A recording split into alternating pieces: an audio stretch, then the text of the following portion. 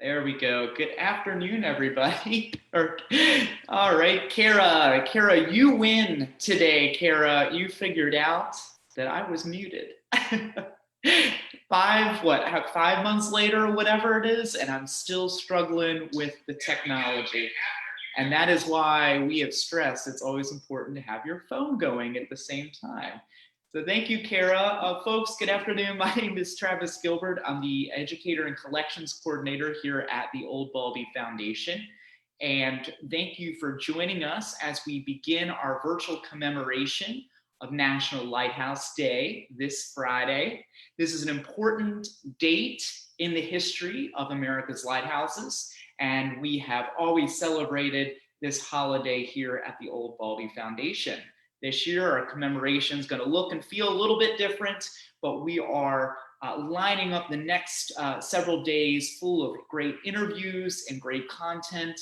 The North Carolina Lighthouses all collaborated on a special message that's going to be released this Friday. We were very excited to do that, I think, for the first time.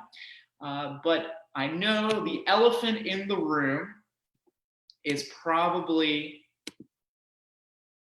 the hurricane.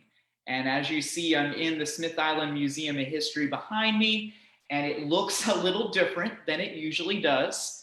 We're okay, folks. We're okay. Wow, that storm packed a little bit of a punch, but our staff is okay.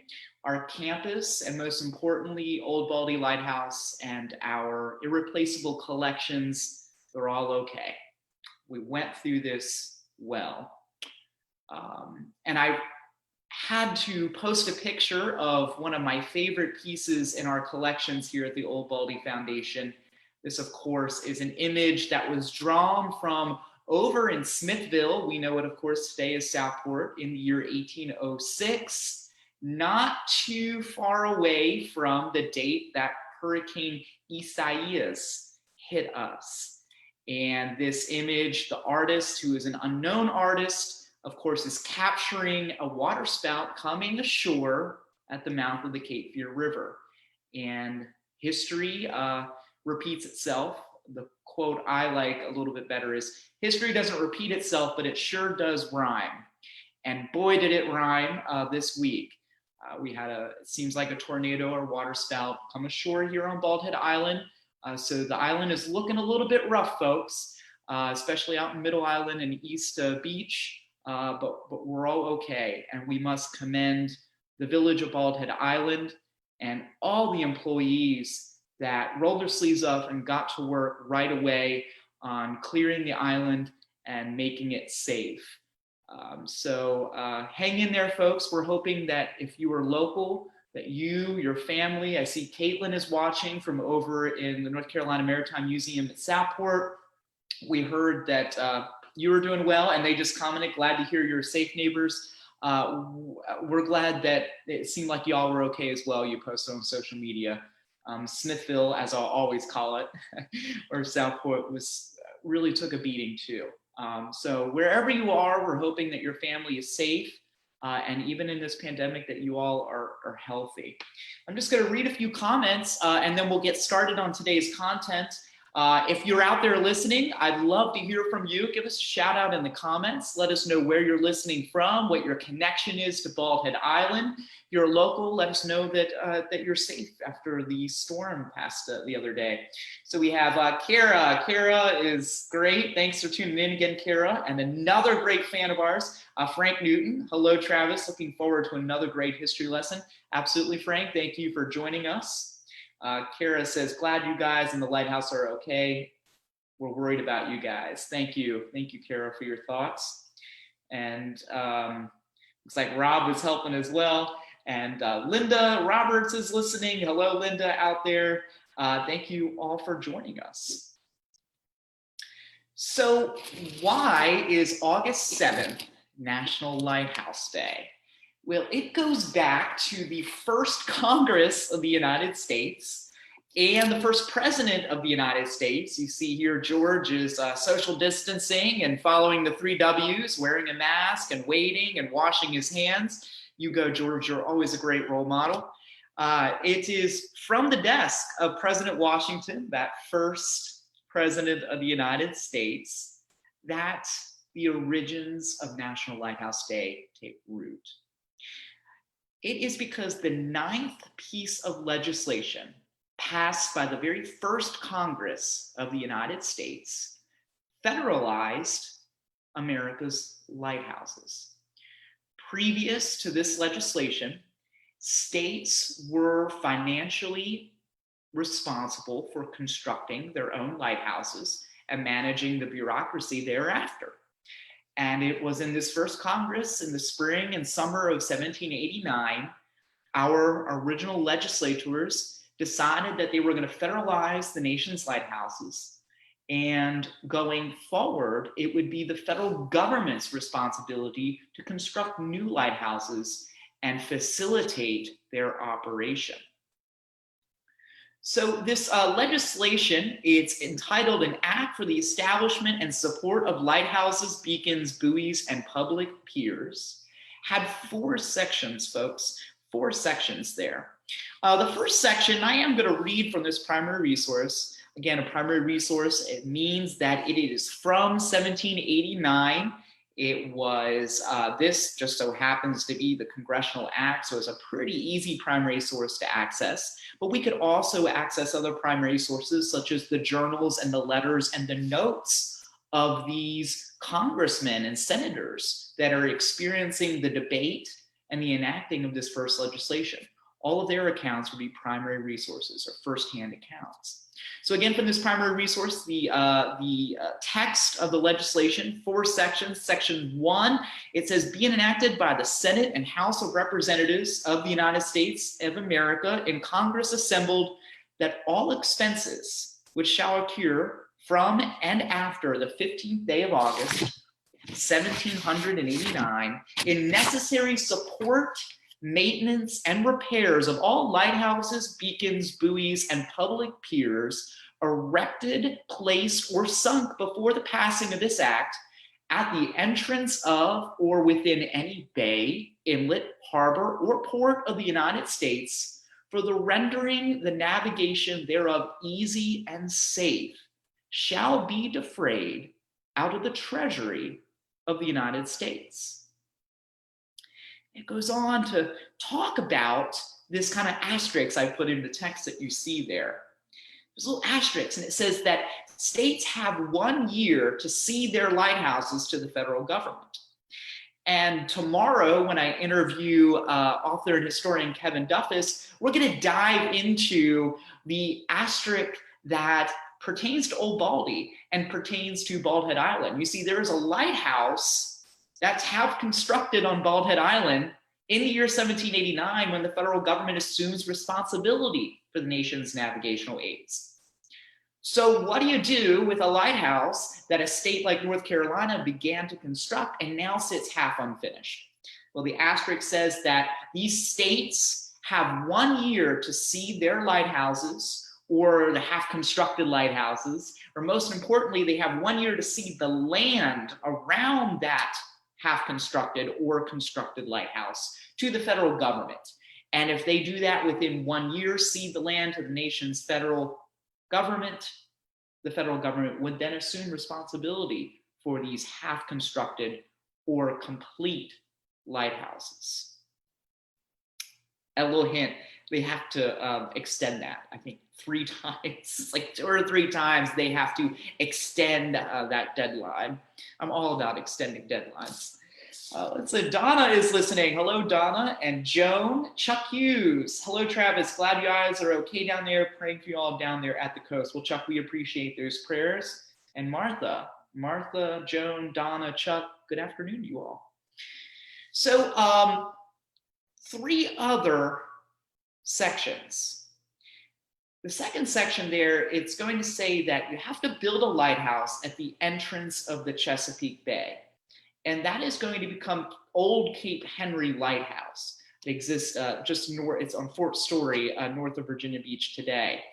So that lighthouse at Cape Henry is the first lighthouse that is commissioned by the federal government.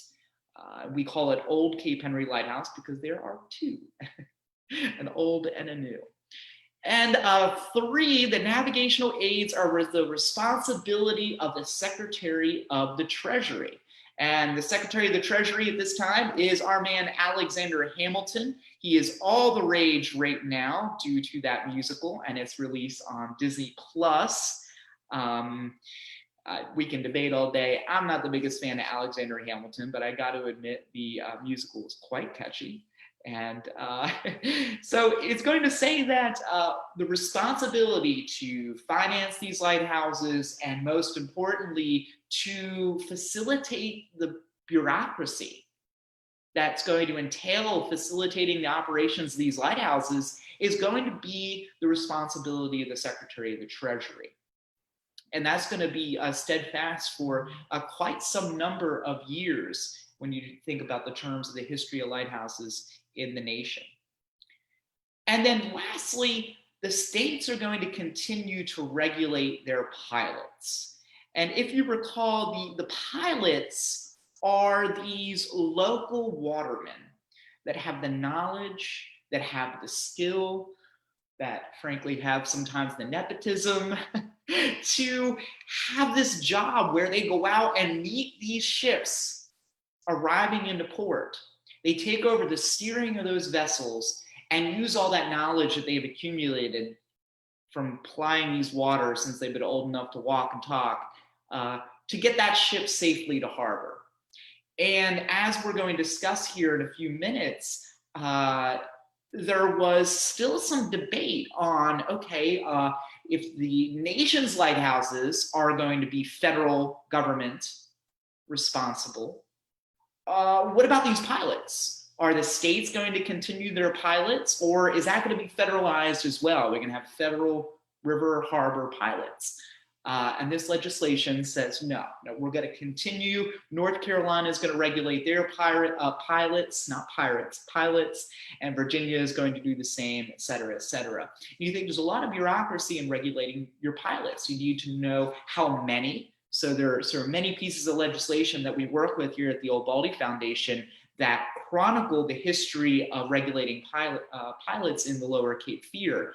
And they're answering questions like how many pilots, what local or statewide authority, what board, what group of citizens is going to be responsible for choosing and selecting the pilots, and most importantly, regulating the income. How much do you pay these pilots? Is it by mileage? Is it by trip? Is it? Now, I'm not necessarily familiar what the other states concluded, but I know here in the Lower Cape Fear, in the late 18th century and the early 19th century, they are regulating how much each pilot is going to receive, how much money they're going to receive based on different geographical points. If you go from South Channel, the Old Inlet to Wilmington, you get this much money, and they break the pilots up even to different geographical regions within the river. The pilots that operate above Smithville or Southport are called one thing, and the pilots that operate below Smithville or Southport are called another. That could be a whole new program. I think it has McCallie's name all over it. I see McCallie is listening. Hey, McCallie, she's upstairs. Jamie is listening, and Barbara Matthews and Stephen Holmes. So good afternoon to you all. Thank you for joining us. So one might assume that this act, this National Lighthouse Act, signed by President George Washington on August the 7th, 1789, had little debate. Everybody was on board. How can you be opposed to a lighthouse? Seems pretty self-explanatory to me. A lighthouse is probably a good thing. It's probably not doing much harm when you think about it. We take that for granted here in the 21st century. This legislation, the federalization of the nation's lighthouses, was controversial in the late 18th century. And it is a very good palette or case study in the original two-party system of the United States. So before we had Democrats, before we had Republicans, we had Federalists and we had Anti-Federalists. And when we're discussing federalizing the United States lighthouses, that's where we get the roots of these two political parties' titles. The root, federal. And what divides these two political parties is how much authority the federal government will have in this under this new Constitution of the United States of America. Is the federal government going to have more authority than the states, or the individual state governments going to have more authority to the federal government? And as you see in the Lighthouse Act, now Congress is having to clarify which powers are divvied up between the federal or the state governments. The Constitution of the United States of America doesn't say anything about lighthouses. It was brought up. It was brought up at the tail end of the Constitutional Convention. There was a member of that convention that brought up perhaps lighthouses. And in fact, I know, because I'm a canal freak, as weird as that sounds, I really like the history of canals. Canals were also brought up by Benjamin Franklin. Benjamin Franklin wanted federal government to assume responsibility for digging canals. And another member wanted the federal government in the United States Constitution to assume responsibility for building lighthouses. But for one reason or another, it was never delineated. It was never explicitly written in the Constitution. So now you're having these first Congresses, and honestly, the first presidents and the first Supreme Court justices, they have to now clarify and to begin to explicitly say which powers are federal responsibility and which powers are state responsibility. So the Federalists, and these words, the Federalists, like Alexander Hamilton, the first Secretary of the Treasury of the United States, most famous Federalists, they naturally are going to want to increase the size of the federal government and its role when it is working together with the states and with the individuals. The reasons, therefore, is they believe a strong central government is going to spur the nation's economy. The best way to be an economic leader in the world is to have a strong central government that can facilitate that. And then the Anti-Federalists, one might assume immediately is Thomas Jefferson is the most famous Anti-Federalist, but I'm going to go with James Madison here because James Madison is the first congressman who is going to put a resolution before the first House of Representatives that will eventually morph into this National Lighthouse Act we're talking about. It's April 8th, 1789, that Congressman James Madison, this Anti-Federalist, he proposes a resolution to begin delineating or to begin putting into detail how this new federal government is going to put up duties or taxes. So one of the reasons that this Constitution had to be created, that the Articles of Confederation was our original Constitution, if you will. It predates the Constitution. It was our original founding document. The Articles of Confederation, of many of its faults, had no way for the federal government to collect taxes. So if you have a government without any inability to produce an income, how are they going to operate? So that's one of the many reasons that we had to scrap the Articles of Confederation and come back to the drawing table when we came up with the United States Constitution, which says in the Commerce Clause that the federal government has responsibility to collect taxes. And what is kind of the original tax, remember, is no income tax right now in 1789. No, it's through duties. It's through a ship arrives in the harbor And that ship is going to owe the federal government a certain amount of money or duties or taxes based on the tonnage, based on the weight of the cargo on board. It's one of the original ways that the federal government applies taxes. So that's what James Madison, this anti-federalist, he says in April 8th, 1789, all right, this is the first thing we need to tackle, folks. We need to figure out how we are going to collect these import taxes, these tariffs, another word to describe them. So this is a problem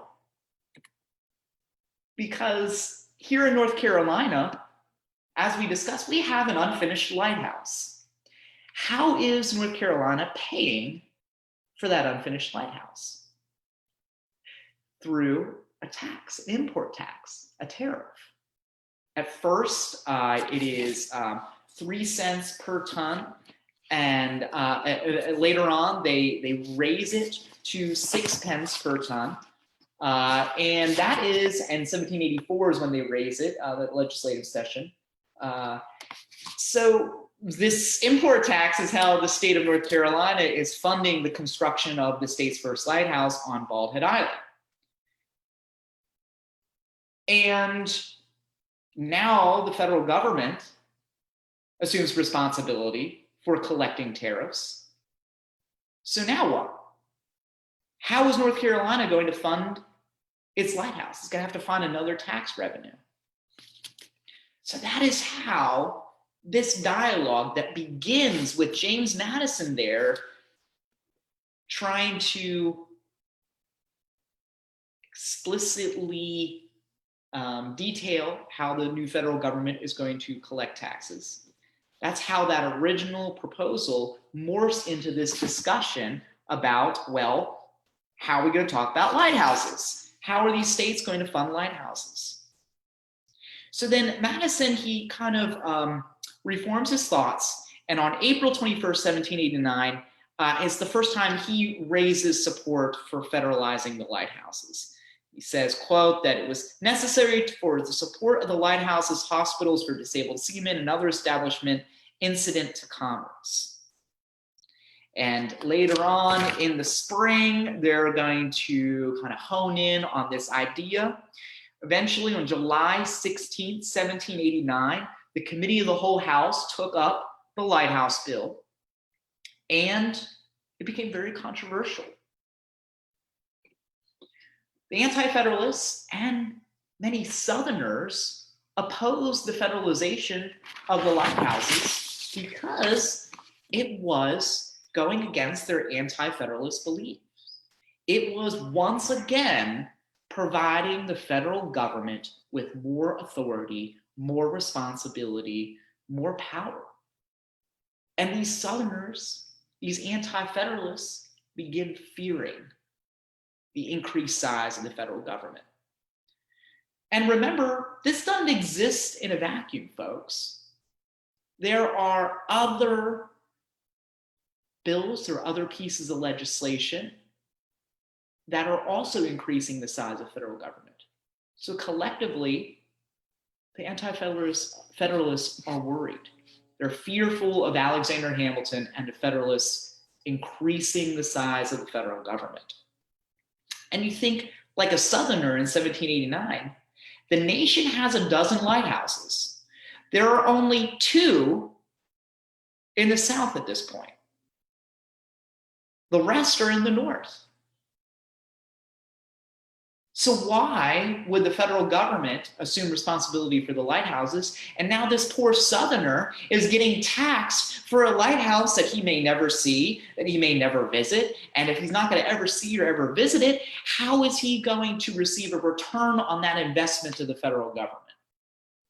One of the many things going through these anti-federalist minds when they are discussing the role of the federal government and specific to our purposes, whether the federal government should have obligations for the nation's lighthouses. Eventually, of course, this passes. There is a committee. It's kind of difficult. I don't want to get lost in the trees, but the Senate and the House, they act very, very differently today than they did back then. They didn't necessarily have standing committees. Today, this would be kind of shot off at a committee level to, I don't know, a committee maybe in the Treasury Department or navigational committee. There's committees for a variety of topics today. So regardless, it gets put to a committee of the whole, and it is very Northern and very Federalist dominated. And then the Philadelphia Merchants Committee, a collection of merchants, write a letter. And these merchants are very forceful in their support for federalizing lighthouses. And there is a man that is going to play a significant role in the story of Bald Head Island and the story of the nation's fledgling lighthouse service, and that is Tench Coxe. He's eventually going to become an Assistant Secretary of the Treasury to Alexander Hamilton. So you can see where Mr. Cox's political beliefs are and how he's going to get rewarded for his connection, his friendship with Alexander Hamilton. Tench Coxe is going to come up tomorrow when Kevin and Duffus and I discuss Bald Head Island's original lighthouse. And Mr. Coxe is going to write a significant amount of correspondence related to constructing or finishing this unfinished lighthouse on Bald Head Island. But Mr. Coxe, he says that he's going to be, a forceful leader in this Philadelphia Merchants Committee. And in my interpretation, that's kind of like that letter, that lobbying is the straw that broke the camel's back. And they realize that the concerns of these Philadelphia merchantmen are the concern of merchantmen all across the Northeast. And when this committee of Philadelphia merchantmen propose what they believe the legislation should look like, the Congress borrows heavily from their submission. Very, very heavily borrowed. So a first example of successful lobbying, pork barrel spending. No, I won't go that far. But a really great example of some of the first successful lobbying to occur within the halls of our nation's Congress. One more point back to this. So it passes. I just want to make you aware that when this legislation passes on August 7, 1789, North Carolina wasn't even in the Union yet, folks. We still were our own state. We had not ratified the Constitution until November of 1789 up in Fayetteville. So this legislation doesn't even apply to North Carolina. And we have a gentleman here on our left, Benjamin Smith. And Benjamin Smith owns the Smith Island complex, or Bald Head Island, at this time in 1789. In just a few years, he is going to help settle a town called Smithville, or Southport today. He's a Federalist. He's on the side of Alexander Hamilton. And at least at this time, changes his political views, as any good politician does. But at this time, he's a Federalist. And he is going to be instrumental this fall of 1789, in the months after the national legislation passes to federalize the nation's lighthouses. Benjamin Smith and his fellow North Carolinian Federalists are going to push our state to ratify the Constitution and join the United States of America. And then there is this question. Now we have to cede the land on Bald Head Island to the federal government so they can finish this lighthouse. And Kevin Duffus, who is the authority on the original lighthouse, is going to discuss that more and more in depth tomorrow. So to my original point, again, don't think that it was just a done deal, that the nation's lighthouses would be federalized without any or little debate. No, it was highly debated. It was highly controversial in this specter of America's original two-party systems. And then don't take it for granted that North Carolina would federalize her lighthouses because we weren't, or lighthouse, because we weren't even in the Union yet, folks. Take a few more months. So we fast forward. So Carrie is listening. Hey, Carrie and Jennifer and Natalie and Morgan. Great to have you all this afternoon. Hey, give us a shout out. Let us know that you're listening in the comments. Let us know what your connection to Bald Head Island is. I'd love to hear from you out there. So you fast forward 200 years later, and it is now 1988. And in the next year, the federalized lighthouses are going to be 200 years old. It's the 200th birthday party for the federalization of the nation's lighthouses. And of course, folks are going to want to commemorate that very significant anniversary. And this gentleman on the screen here is Congressman William J. Hughes. He represents, I think it's New Jersey, the 2nd congressional district. It's the congressional district in the very, very south part of New Jersey. So many famous lighthouses in this gentleman's district. And he is the man that introduces legislation to commemorate the original National Lighthouse Day. That following year, in 1789, on the 200th birthday of that original legislation, America is going to have a big old party at her lighthouses. So I just want to read from some remarks that Congressman Hughes, or Representative Hughes, made on the House floor on July 26, 1989. He says, Mr. Speaker, I rise today to call attention to a special occasion which communities all across America will be celebrating next week. August 7th, 1989 marks the 200th anniversary of the signing of the Lighthouse Act and the commissioning of the first federal lighthouse in the United States. Again, up there, Old Cape Henry. In honor of those events, I was a proud sponsor of a resolution last year that designated August 7th, 1989 as National Lighthouse Day. The celebration next week will provide some long overdue recognition of the important role in which lighthouses played in the history of our country, in our value of safety, heroism, and American ingenuity, which they represent. At the same time, I am hopeful that it will encourage communities and citizens and groups around the country to rededicate themselves to the protection and restoration of these historic structures. As America continues its technological progress into the 21st century, it becomes easy to forget about the wholesomeness and serenity of pre-industrial establishments such as lighthouses. The history they provide us the opportunity to step back in time and to learn more about our country.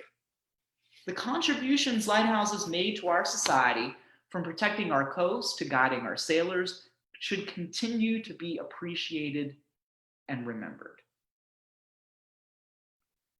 So what's happening in Bald Head when Congressman Hughes is delivering these lovely remarks? That's why I wanted to read them. Really, really lovely. We're going to have a party too. And you can see in that picture, Old Baldy in 1989 is not the Old Baldy you know today, folks. She is in poor shape. The engineer's report you read from 1988, so just a year before this 200th celebration, that's the report that says that the lantern room is sitting up there via gravity. There's nothing holding the lantern room down other than gravity. So a storm like the hurricane this past few days, we could have found that lantern room in the grass, in the marsh. You can see her stucco has fallen off. Much of the brick and mortar is being exposed. Remember, many of those bricks are recycled from the original lighthouse that Kevin and I will be discussing in detail tomorrow, the one that was unfinished that we had to cede to the federal government.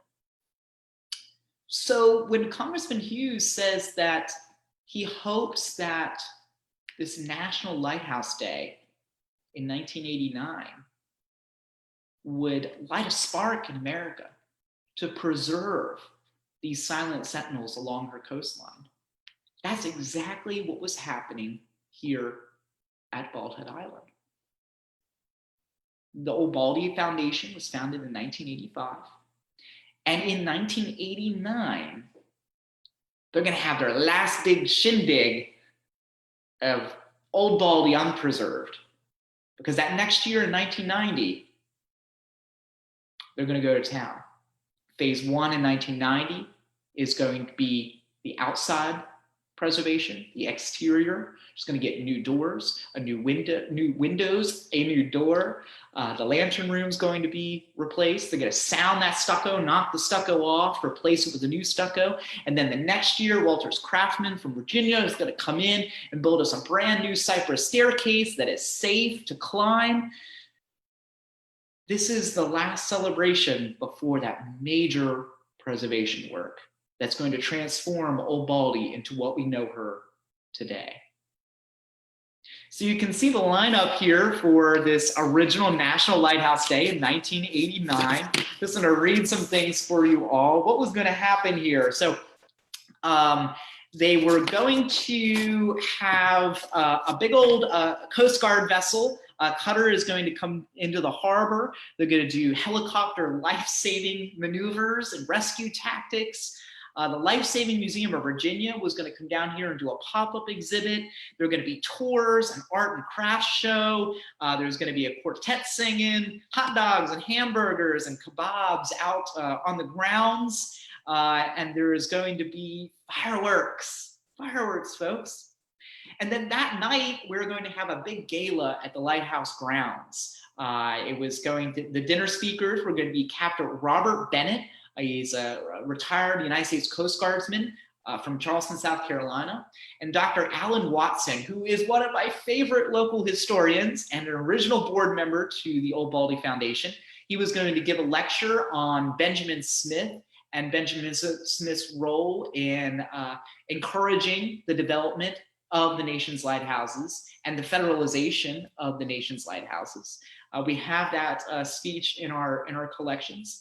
And then David Redwine, who is our local state representative to the North Carolina General Assembly from Brunswick County, who was a major supporter of the Old Baldy Foundation back in the day, he was going to speak as well. So a big old festivity here in 1989 to commemorate the original National Lighthouse Day. Natalie says, looking forward to tomorrow's lecture with Kevin. Now, unfortunately, my lunch break is over, but later I'll replay today's talk since it's so fascinating. Thanks for all you do. Visit Old Baldy back around 1988. Well, thank you, Natalie, for joining us, and look forward to afterward. So there, we have pictures in our collections of the original National Lighthouse Day. Here on the upper left-hand corner, we have Ms. Ray, Donna Ray, the president of the Old Baldy Foundation. And to her left there is Bob Bennett, that Coast Guard captain who was the speaker at the gala. And you can see down below there another picture of Ms. Ray there, the original president of the Old Baldy Foundation. And to her left, you see there, I see him peeking right out of the corner of my eye. That is Ken Mitchell, who is one of the two sons of George Mitchell, the original developer here at Bald Head Island. So you can see them sitting at their table. And I believe that is Captain Bennett, whose face is away from us. You can see there on the bottom left, the Coast Guard drill coming in and doing rescue maneuvers. We got up there the hot dogs that are being sold, the burgers on the grounds. And then over there, one of my favorite pictures from the 80s. This is from the State Port Pilot. You have Lloyd Childers from the State Division Archives. She is greeting Captain Bob Bennett. And of course, the president of the Old Baldy Foundation, Donna Ray Mitchell. So here, folks, is the original National Lighthouse Day on Bald Head Island in August of 1989. So what does National Lighthouse Day look like today or in years past? It's a fun day. Other than the field trips, This is my favorite day on the job, folks. There's just so much energy and so much passion that occurs on that weekend, not only from our supporters, but behind the scenes from our volunteers and our staff who work long days to make National Lighthouse Day, or we call it a weekend, happen. And we cannot forget Kim up there. Kim is one of our board members, and she facilitates this duck race that happens every year in the creeks. And oh man, the bottom left-hand corner, that is Jess, who runs our gift shop and is our bookkeeper. She's talking to two really great supporters of ours at a happy hour, historic happy hour that happens typically. They just moved off island, so we're wishing them the best. And up on the right-hand corner, last year we had we always have living historians that come. And last year we had an encampment, and those are the folks that run our 5K, 10K in the middle there. They're part of the staff that's working really hard that day. And there you have on the bottom right-hand corner, our 5K, 10K Run for the Light. It's the only race I know of that happens at dusk. And you are literally running towards the light of that beautiful, preserved Old Baldy Lighthouse in the distance.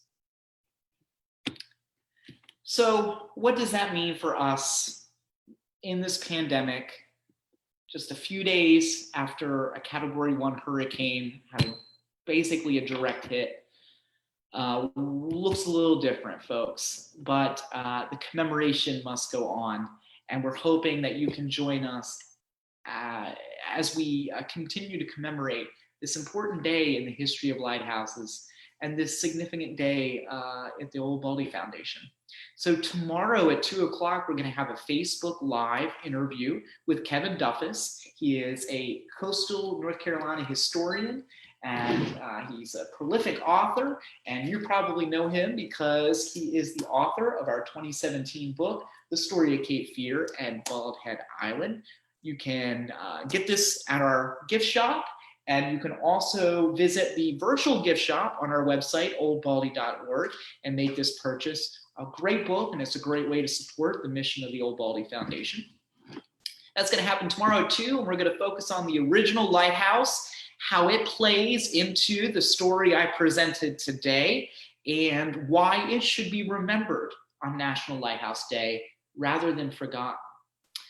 Then Friday, North Carolina Lighthouses, we collaborated on a special surprise. You're going to be able to visit every lighthouse in North Carolina on Friday if you go to the North Carolina Houses Facebook pages. So we got Outer Banks Conservationists and Currituck Beach Lighthouse. Check out the Facebook page for Edenton State Historic Site. Of course, our two National Park Service partners, Cape Hatteras National Seashore and Cape Lookout National Seashore. Naturally, we have the North Carolina Maritime Museum at Southport. I'm sure is going to have some commemorations. Oak Island Lighthouse. And then last but not least, of course, the Old Baldy Foundation. So visit all of the preservationists' Facebook pages, Instagram accounts for a special message where you get to visit all the lighthouses in just a few minutes to commemorate National Lighthouse Day. On Saturday at 2 o'clock, we're still going to do our annual duck race, and it is not too late to purchase a duck. If you go to oldbaldy.org, you may buy a duck, and it is basically a lottery, folks. You buy a duck for a few bucks. There's a number under it. We throw them all in the creek, and whoever's duck finishes the finish line or crosses the finish line first, you're going to get a nice grand prize. So it's a big old lottery and a great way to support the mission of the Old Baldy Foundation. And then unfortunately, Sunday's festivities are going to be postponed, folks. There is a lot of damage here at Bald Head Island, and the Village of Bald Head Island employees are working very hard to clean up this mess and to make this island safe for visitors once again. And we just do not want to have increased pressure on those employees that are working very, very hard. And we don't want to be encouraging guests to Bald Head Island before our island community is ready to welcome guests after that hurricane smashed into us a few days ago. So we made the decision to postpone the annual Run for the Light, 5K, 10K, and 1 Mile Fun Run to Sunday, September the 6th at 6 p.m. We were additionally supposed to have a marketplace this Sunday. Stay tuned to our social media and our website to learn if we are able to reschedule that marketplace in the future as well. So a really tough call to make, folks. We're really sad that we cannot celebrate and commemorate National Lighthouse Day in person. Hopefully this presentation shows you how much this day means to our staff, to our volunteers, to our supporters, and to the history and legacy of the individuals whose shoulders that we are standing upon. This started way back in 1989 when it was unsafe to climb Old Baldy. And in 2020, we may not be able to celebrate or commemorate in person. You may not be able to climb Old Baldy this National Lighthouse Day, but know that next year is another year.